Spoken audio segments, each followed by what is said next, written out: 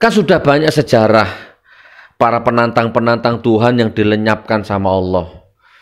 Fir'aun kurang apa? Ya, kurang kaya bagaimana, kurang berkuasa bagaimana. Rezim ini kalau dibanding Fir'aun nggak ada seujung kukunya. Hina, dihinakan sama Allah, lenyap di telan samudra. Tapi sama Allah jasadnya dibikin utuh untuk kita bisa belajar. Ada Namrud. Rezim ini kalau dibanding Namrud nggak ada apa-apanya. Seujung kukunya. Ya, toh mati hanya dengan seekor nyamuk, diserbu dengan pasukan nyamuk, ya kan? Hanya masuk ke hidungnya itu udah dibikin stres itu Namrud itu, mati dengan pasukan Allah yang namanya nyamuk. Ada Korun. Nah, ada Cina. Belum lama rilis kekuatan militernya yang seolah-olah tidak bisa ditelan bumi, tidak bisa dikalahkan oleh apapun. Kocar kacir hanya dengan pasukan Allah yang namanya Corona. Kabar buruknya sudah masuk ke Indonesia dan kita kayaknya nyantai-nyantai aja ini. Ya Allah alam bisawab. Saya nggak doakan yang terbaik, tapi kalau saya boleh berharap, janganlah kena rakyat kecil wahai Corona. Ya cukup itulah. Ring 1, ring 2 itulah ya. Itu serang semua itu. Di situ yang menyengsarakan rakyat soalnya. Ada John Lennon, mumpung saya ingat ya, ini sekedar wacana saja. Ada John Lennon, ya The Beatles kalau saya nggak salah itu, pentolan The Beatles itu artis tahun berapa itu ya, 80, 85 itu, tenornya minta ampun. John Lennon itu sombong kan, diwawancarai sama TV, terus dia ngeluarkan statement, nanti ini namaku itu nanti lebih familiar daripada Tuhan. Bahkan lagu-laguku itu nanti akan lebih terkenal, lebih abadi daripada firman Tuhan. Kan ngomong gitu itu, John Lennon itu. Coba baca sejarahnya itu. Kan menantang Tuhan ini, makar. Nggak lama kemudian mati di depan apartemennya. Ditembak sama orang, atau fan-nya atau apa. Ditembak jarak dekat, bolong itu jidatnya. Apa ini kebetulan? Ya kalau antum sekuler, kalau anda liberal, yes kebetulan. Kalau nggak percaya praktek sekarang silahkan. Ada John Lennon, ada Marilyn Monroe, apa cewek yang cantik. Gimana? Namanya Marilyn Monroe ya. Panggilannya apa itu? Monroe. Diwawancarai kan? Ada ini universal lah. Tapi intinya dia menantang Tuhan kan? Ada pendeta yang bikin janji mau ketemu tapi sama Marilyn ditolak kan? Saya nggak butuh pendeta. Tidak lama kemudian mati mengenaskan. Orang-orang yang sombong menantang Tuhan, baik dengan lisannya, dengan tangannya, dengan gesturnya, mati mengenaskan. Ada siapa? Ada Cazuza.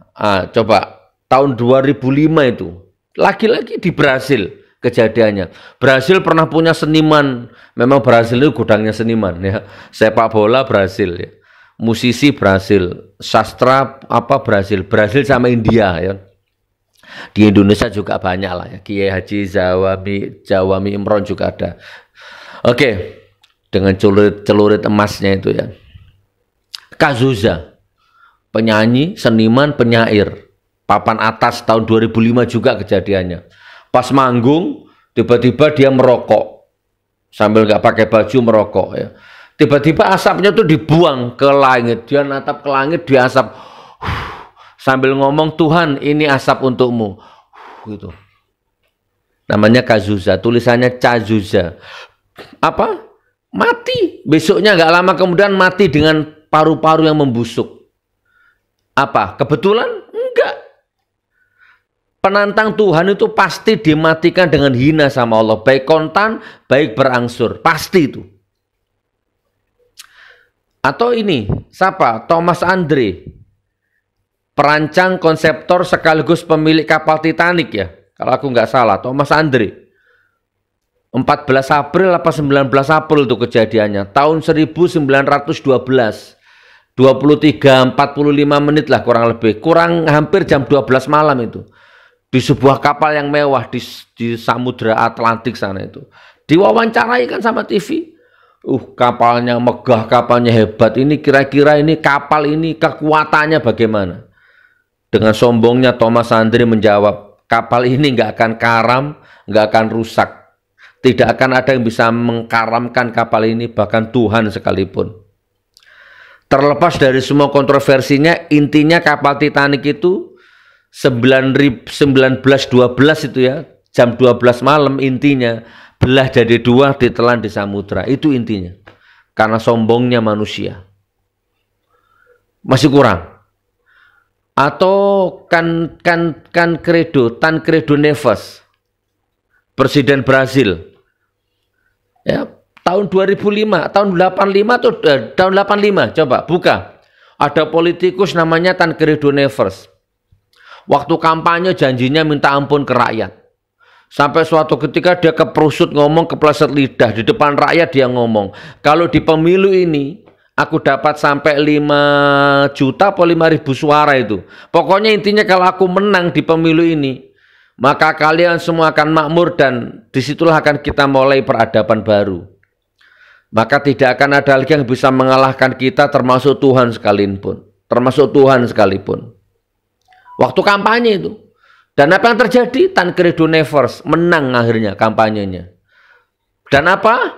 Akhirnya besok dilantik jadi presiden. Besok dilantik jadi presiden, sekarang mati orangnya. Akhirnya nggak jadi dilantik. Apa? Kebetulan. Ada desa Legetang, Banjarnegara yang ditelan bumi banyak. Karena makar kepada Allah.